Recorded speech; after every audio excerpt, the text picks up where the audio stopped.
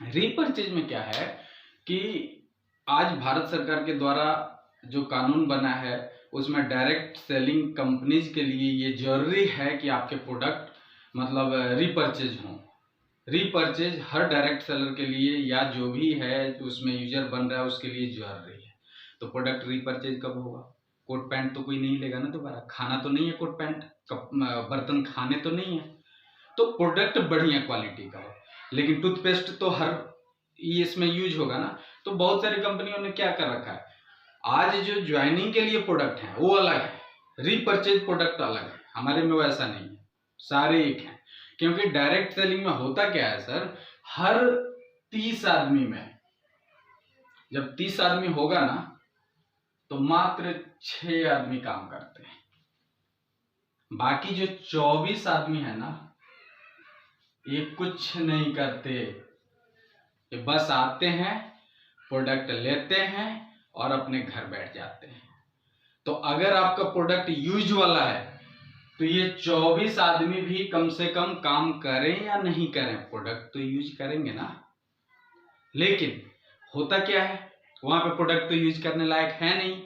अब ये 24 आदमी को प्रोडक्ट तो दे दिया, लेकिन प्रोडक्ट उनको ढंग का लगा नहीं, वो लोग काम करेंगे नहीं, वो डायरेक्ट सेलिंग कंपनी को गाली देते हैं।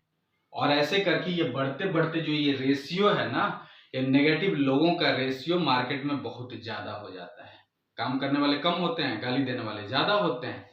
अब जिधर जाओ उधर गाली देने वाले मिलते हैं। लेकिन एस्क्लेपियस वेलनेस में क्या है कि अगर ये 30 ज्वाइन हुए, 6 काम कर रहे हैं, 24 काम नहीं कर रहे हैं, लेकिन टूथपेस्ट तो यूज कर रहे हैं, उनको जो प्रोडक्ट मिला उसके लिए गाली तो नहीं दे रहे हैं, तो ये सबसे बड़ा फायदा है।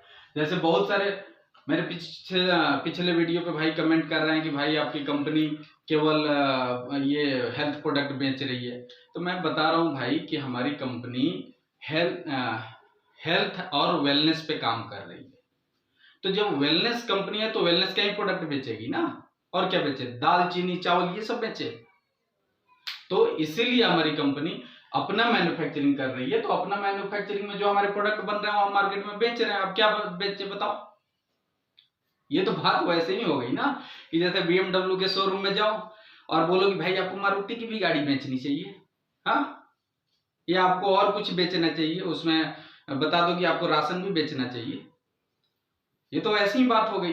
भाई हमारी जो कंपनी बनाती है हम उसको प्रमोट कर रहे हैं।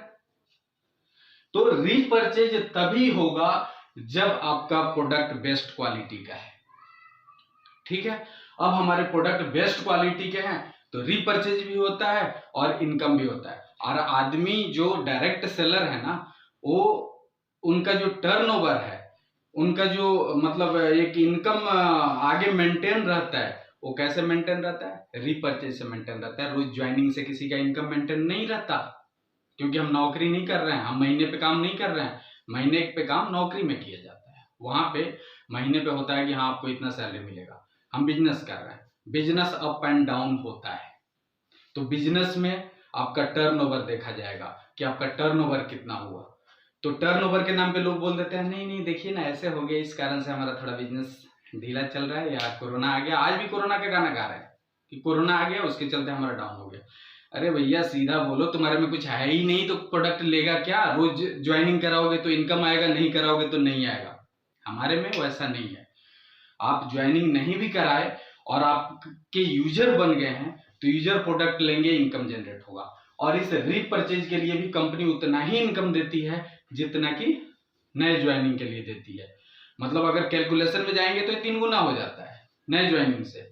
लेकिन पहले था कि उसको उसमें कैलकुलेट नहीं करती थी कंपनी, प्रमोशन में, टूर में, रिवार्ड में, इसमें। लेकिन आजकल वो सारे में कैलकुलेट होता है। अगर आपका नया ज्वाइनिंग नहीं भी हुआ और आपका 1000 SP का सेल लेफ्ट में गया, 1000 SP, आपका रैंक भी कैलकुलेट होगा, आपका टूर भी कैलकुलेट होगा, आपको इनकम भी जनरेट होगा, हर चीज मिलेगा। तो ये है रीपर्चेज के फायदे।